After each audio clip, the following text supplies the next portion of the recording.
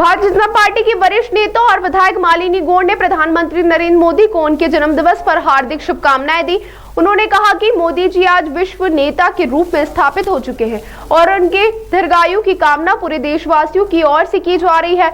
मालिनी गौड़ ने बताया कि एयरपोर्ट पर उनसे मुलाकात के दौरान प्रधानमंत्री ने आत्मीयता से हालचाल पूछा और आशीर्वाद दिया। वहीं विधायक ने कहा कि मोदी जी के नेतृत्व में देश निरंतर प्रगति के पथ पर अग्रसर है।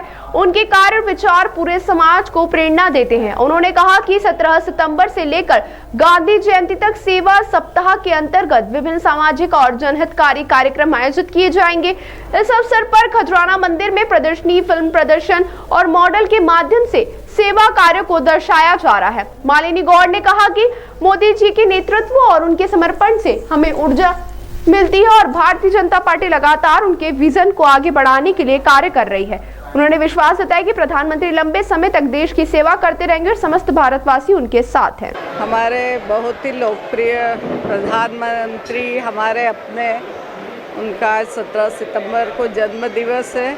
मैं उनके दीर्घायु होने की कामना करती हूँ और वो हम सबको आशीर्वाद देते रहे और ये सबसे बड़े विश्व के नेता बने हैं।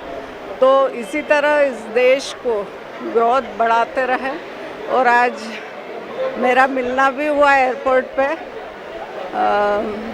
उन्होंने पूछा भी कैसी हो, तो उनका आशीर्वाद सदा ही रहा है और सभी लोगों पे रहा। और जिस तरह से वे काम कर रहे हैं, उनको लंबे समय तक काम करना है। तो सभी की शुभकामनाएं, पूरे देश की शुभकामनाएं उनके साथ है। आज बड़ा कार्यक्रम धार में था और आज खजराना मंदिर में भी प्रदर्शनी का, उनकी प्रदर्शनी और एक फिल्म भी दिखाई जा रही है मोदी जी पे।